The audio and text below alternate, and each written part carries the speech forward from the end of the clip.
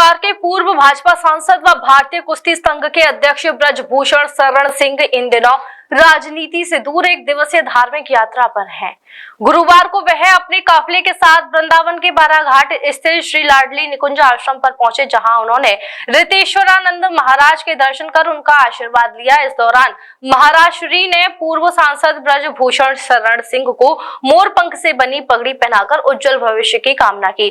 पत्रकारों से रूबरू पूर्व सांसद ब्रजभूषण शरण सिंह ने कहा कि वह राजनीति से परे हटकर धार्मिक यात्रा पर निकले हैं, इसलिए वह राजनीति से जुड़े किसी भी मुद्दे पर कोई भी चर्चा नहीं करना चाहते हैं। कहा कि गुरुजन उन्हें पुत्र के रूप में मानते हैं, इसलिए वह आज अपने गुरुजन के दर्शनों के लिए आए हैं, जिसे वह अपना सौभाग्य मानते हैं।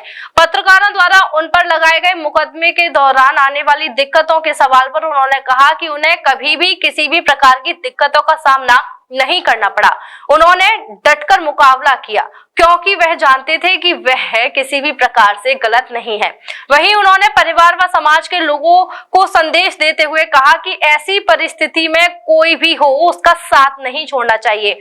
ऐसी परिस्थिति में ही लोग आत्महत्या करने पर मजबूर हो जाते हैं। आरोप प्रत्यारोप के दौर में भारतीय कुश्ती संघ प्रवाहित होने के सवाल पर उन्होंने कहा कि 2 साल लगे, लेकिन फिर से भारतीय कुश्ती संघ बहाल होने पर सुचारू रूप से कुश्ती शुरू हुई, जिसमें एशिया से 21 मेडल आए हैं, जिसमें मथुरा की एक बेटी ने भी पदक जीता है। अब उन्हें सरकार का पूर्ण सहयोग मिल रहा है। वहीं बांके बिहारी मंदिर कॉरिडोर को लेकर चल रहे विरोध के सवाल पर उन्होंने कहा कि यह सरकार का फैसला है, इस बारे में उन्हें कोई जानकारी नहीं है। वह धार्मिक यात्रा पर निकले हैं। इससे पूर्व उन्होंने अपने साथ आए लोगों को महाराज जी से आशीर्वाद ग्रहण कराया। इसके बाद वह अपने काफिले के साथ अपने गंतव्य के लिए रवाना हो गए। सांसद जी, भगवान राम से आशीर्वाद, सद्गुरु भगवान का हमें बहुत आशीर्वाद प्राप्त हो और गुरुदेव हमें पुत्र रूप में मानते हैं और आज हमारा सौभाग्य है कि यहाँ आकर के हम दर्शन कर रहे हैं। कोई ये पॉलिटिकल यात्रा नहीं है, कोई राजनीतिक यात्रा नहीं है, कोई स्वार्थ की यात्रा नहीं है।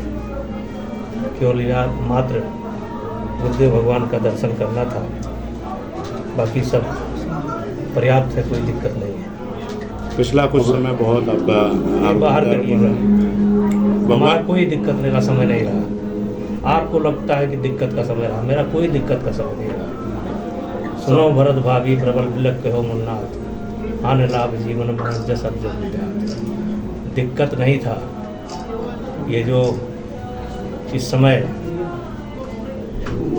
3 धाराएं हैं जिससे देश परेशान है, और उसमें ये धारा जो हमारे ऊपर लगी थी, इससे भी कोई अछूता नहीं है और ये बड़ी पुरानी व्यवस्था है।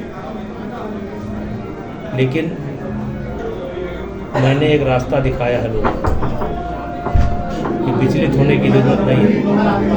अगर आप सही हैं तो डट करके इससे मुकाबला करिए।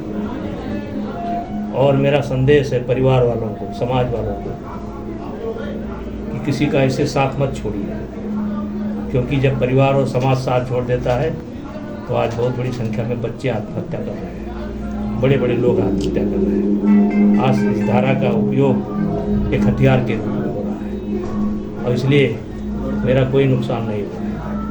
और मैंने कभी एक पल के लिए फील ही नहीं किया कि मैं अपराधी हूँ।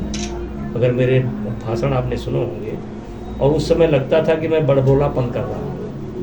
मैं बड़बोलापन नहीं कर रहा था, क्योंकि मैंने उस समय भी कहा था कि मैं सामने वाले को नहीं जानता हूँ, अपने आप को जानता हूँ।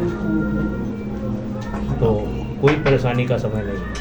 आरोपों और प्रदर्शनों के दौर के बीच कहीं ना कहीं भारतीय कुश्ती प्रभावित हुई है। जो हाँ, 2 साल का समय निकल गया, लेकिन फिर कुश्ती संघ बहाल हुआ और सुचारू रूप से काम शुरू हुआ।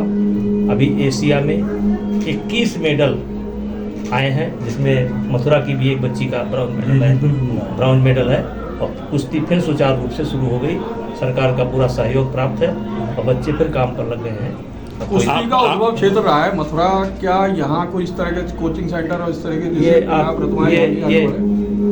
ये जो है प्रश्न मुझसे बनता नहीं है आपका। आप इस समय मथुरा में हैं और मथुरा में एक बड़ा मुद्दा चल रहा है बांके बिहारी कॉरिडोर को लेकर, अधगढ़ को लेकर। लोगों में कुछ नाराजगी है, कुछ समर्थन है। अब ये सरकार के लोग बोलेंगे। ऑपरेशन सिंदूर से विपक्ष परेशान है। हैं? ऑपरेशन बोलना नहीं चाहिए। नहीं सुनिए, जैसे क्या है कि आज अगर आप 2-4 रोज पहले मैंने बोला था राहुल जी के बारे में कि उनको कब क्या बोलना चाहिए, जी ये जानकारी नहीं है। आज दैनिक जागरण ने आर्टिकल लिखा है वही बात कि कब क्या बोलना चाहिए और क्या नहीं बोलना चाहिए। जी